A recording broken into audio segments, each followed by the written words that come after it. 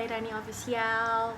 Makasih banget ya buat yang udah nonton, nge-like, komen, dan subscribe video-video aku. Kali ini aku bakal kasih tips buat kalian yang mau meraih IPK tinggi di perkuliahan. IPK itu bagi anak kuliahan semacam nilai rapot ya. Dan untuk beberapa anak atau beberapa mahasiswa gitu ya, ada yang terlalu bersemangat dan ambisius untuk mendapatkan IPK tinggi. Jadi bener-bener belajar mati-matian, segala macam cara dilakukan gitu kan. Tapi buat aku di tips ini, tips yang sangat simpel dan sederhana, bisa kalian lakukan dengan pelan-pelan jalannya gitu, santai-santai dulu.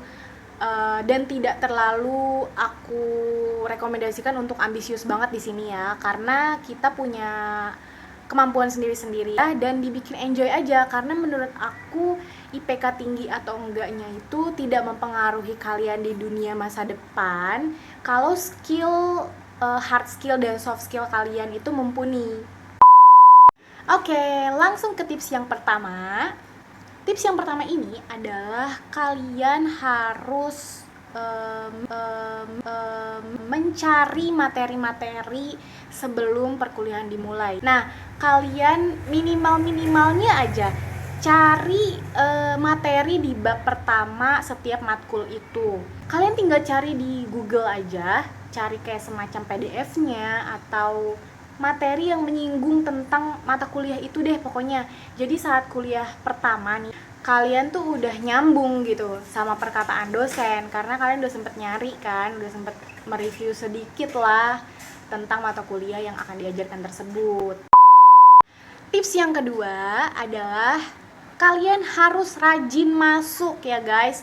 Meskipun di kuliah itu rata-rata dikasih kesempatan 3 kali untuk semacam izin, sakit, dan lain sebagainya lah pokoknya. Aku saranin banget jangan memanfaatkan 3 izin itu, karena kalau kalian udah pertama kali nih memanfaatkan izin pertama untuk alfa misalkan karena males, karena dosennya kurang enak jadi gue gak masuk dulu deh di hari ini, itu tuh bakal berlanjut guys, bakal berlanjut ke hari-hari selanjutnya. Sedangkan kehadiran kita itu di kuliah ya, mirip-mirip lah sama pas sekolah dulu, penting banget. Dan beberapa dosen, kalau sepengalaman aku sendiri, itu bener-bener memperhatikan kehadiran. Ya di sini sih kalian emang harus menyesuaikan dosen sih ya, tapi menurut aku yang paling utama juga untuk menaikkan nilai IPK kalian adalah dosen tuh harus kenal sama kalian. Dengan kehadiran kalian yang rajin nih masuknya, terus nggak sering alfa lah, nggak memakai 3 kesempatan itu untuk males-malesan gitu. Oh gitu. Oke guys, tips yang ketiga ini masih berkaitan sama tips yang pertama tadi. Di sini kenapa berkaitan? Karena saat kalian mereview, di situ kan pasti akan ada istilah-istilah baru tuh di mata kuliah itu. Dan otomatis kalian akan mempertanyakan, apa sih ini? Maksudnya apa sih? Kalau ini sama ini gimana sih? Gitu kan. Nah, jadi saat kalian mulai bertanya-tanya di dalam pikiran kalian, kalian harus bertanya sama dosen kalian. Poin bertanya itu sangat baik untuk kelangsungan pertumbuhan nilai IPK kalian. Nah, dari hasil tanya jawab sama dosen, kalian tulis tuh perkataan-perkataan dosen di notes lah ya. Tulis notes-notes kecilnya. Itu juga bakal berguna banget buat nanti di pertemuan-pertemuan berikutnya kalian bertanya dan mengaitkan tentang penjelasan dosen di awal-awal. Jadi tuh dosen bakal berpikir, oh iya ya nih mahasiswa saya yang sering nanya sih ini nih. Dosen nih gak akan lupa sama anak-anak yang aktif di kelas guys. Jadi dengan bertanya ini membuat nilai plus buat kalian. Selain aktif di kelas, juga bisa untuk membuat dosen tuh kenal sama kalian. Oke, tips yang keempat adalah kalian harus mempersiapkan makalah dan presentasi sebaik mungkin dengan sumber untuk mengisi makalah sebanyak mungkin dan pengetahuan kalian, baca sebanyak mungkin buku untuk presentasi yang baik dan makalah yang bagus. Gue mah introvert, gak bisa ngomong di depan, malu. Terus kalau malu, gue tetap untuk nggak dapat nilai gede gitu. Gak bisa, gue mah introvert, ini introvert. Sekalipun kalian susah untuk berbicara di depan, setidaknya tulisan di dalam makalah itu harus mendekati sempurna lah, dengan tanda baca yang baik, kemudian materi yang full gitu, mencakup semua isi dengan padat, jelas, dan singkat.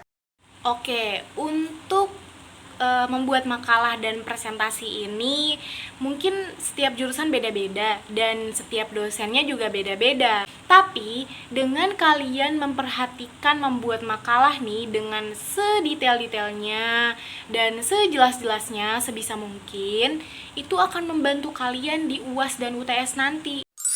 Masih dalam lingkup presentasi dan makalah.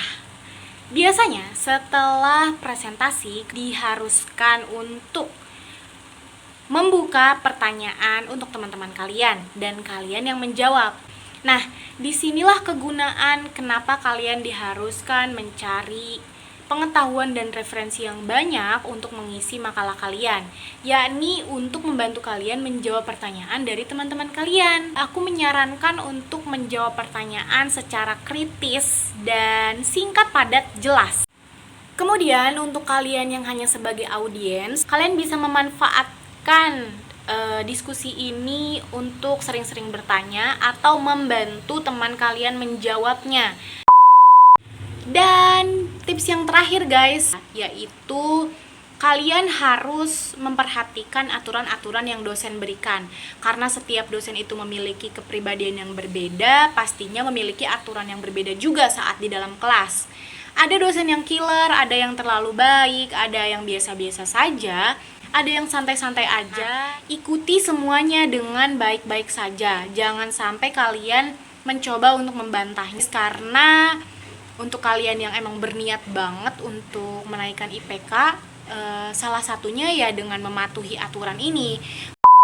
Oke guys, terima kasih banyak ya yang udah tonton sampai habis. Setiap orang pasti punya tips yang berbeda-beda ya, tapi menurut aku ini tuh tips yang simple banget dan aku sendiri santai sih ngejalaninnya. Aku nggak terlalu yang nge-push diri aku yang belajar sampai jam 3 pagi, terus setiap UTS gedebak-gedebuk untuk mengejar materi yang belum aku baca gitu. Karena dari hasil aku mereview awal-awal pertemuan di matkul, terus juga mengerjakan makalah dengan sebaik-baiknya, itu membantu banget guys. Itu jadi aku menanggapi kuliahku dengan santai tapi pasti gitu. Aku jalan pelan-pelan tapi nyampe di tujuan dengan selamat. Usahakan dari awal kuliah, dari hari pertama, pertemuan pertama, terus sampai pertemuan terakhir, kalian rajin-rajinin deh ya. Ya elah, kakaknya mah gampang ngomong. Lah gue gimana? Gue yang selalu dapet C, gimana ceritanya? Lu mah gampang ngomong doang. Gue dapet C itu susah mati-matian buat dapet B, dapet A. Aku juga pernah dapet nilai C guys. Aku yang dapet C itu di mata kuliah yang emang aku kurang bisa. Jadi di mata kuliah yang aku bisa, ya aku maksimalin deh. Jadi ya aku tetap santai meskipun udah dapet C, karena aku gak terlalu berambisi untuk menjadi anak yang terbaik, yang cum laude, tapi aku selalu berusaha untuk mengisi kemampuanku, mendapatkan pengetahuan yang lebih banyak atau yang setara dengan orang-orang yang cum laude gitu guys. Dan buat kalian, semangat guys, aku yakin kalian bisa gitu ya. Terakhir aku saranin pelan-pelan aja, kalian pasti bisa kok naik pelan-lahan gitu. Jangan terlalu membanting diri kalian, nge-push diri kalian, capek sendiri gitu kan.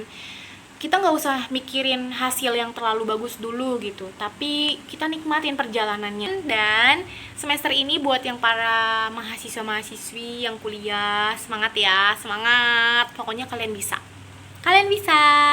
Bye. Assalamualaikum warahmatullahi wabarakatuh.